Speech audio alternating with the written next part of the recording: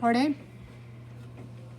Find G of 3 and G prime of 3 double prime. Okay, let's first label what's given. It says my G is the integral of f.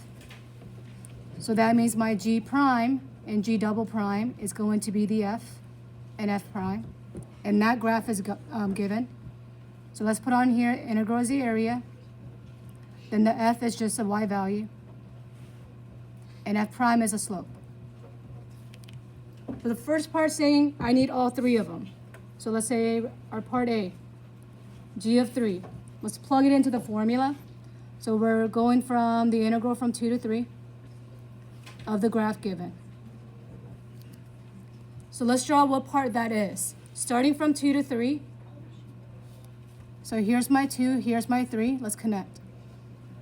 And when I do, what shape do I have right here?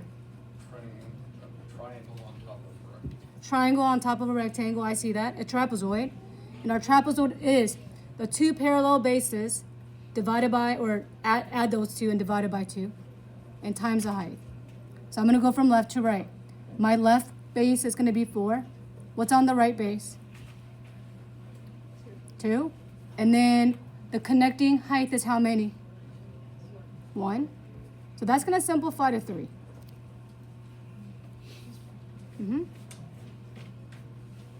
Maybe I could just cut this and bring it up. I don't know. The next part is our G prime. G prime of 3 is represented by f of 3. And this is simply saying, what is the value of the y when when x is equal to 3? So go to my 3. What is the value of this y piece? 2. And then my next one says G double prime of 3 is f prime of 3. And this is basically saying, what is the slope, rise over run, at 3?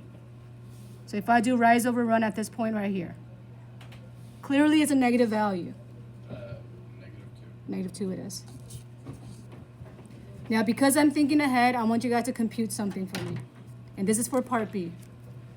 I want you to compute G of 0.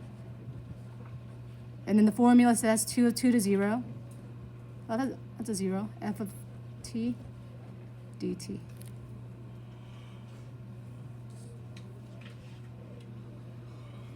No, the formula says positive 2, right? Yes, it does. Okay.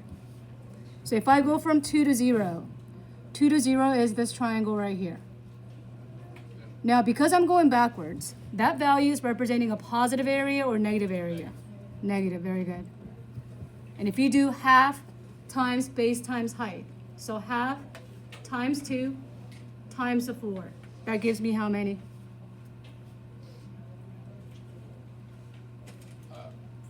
4 it is. So we have negative 4. And we're computing that right now because I know I need it for part B. All right, Kira, for part B, let's read. Find the average rate of change of G when the interval of 0 is less than or equal to x, which is less than or equal to 3. Okay, so they gave us the boundary, and it's A rock. And A rock is basically the slope formula, average rate of change. And our slope formula is G of 3 minus G of 0 over 3 minus 0. And those are already given to us from the previous one, first of all. G of 3 is given, and what I just computed is given to us. Not given, I guess we solved it. So that's going to give us 3 minus a negative 4 over 2. No, not 2, 3.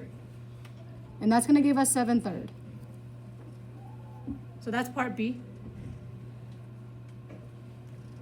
Caitlin, let's read part C.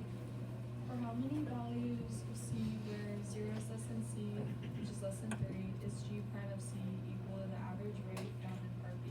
Explain first. Okay, so it's asking us, where is my G prime of C, which is f of C?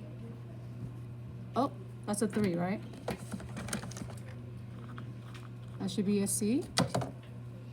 Also equal to the previous answer, 7 over 3.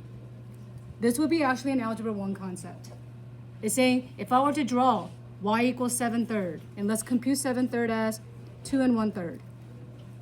So imagine drawing a line through 2 1/3 and just approximate it. How many times is the original function hitting that intersection? Twice. So one's here, 2 times.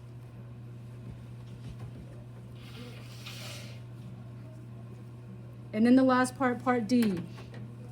Kaylee, let's read. Find the x-coordinate of each point of inflection of the ground G on the interval x is less than 0 is less than x is less than 7. Justify your answer. So point of inflection. G has a point of inflection when F is changing directions. So how many times are we changing directions? Is it 3? Let's check. This is going up and down, that's once. Continue to go down and up. So how many times is it? Twice. And it says what value of x, so I'm gonna go ahead and list it. I set notation at 2 and 5. And that is because the G prime, which is represented by the F graph, is doing what? Changing directions. And I want to actually mention something else that's also acceptable. What if you wanted to say has relative extrema? As in we have a mountain or the lower mountain, they mean the exact same thing. Okay?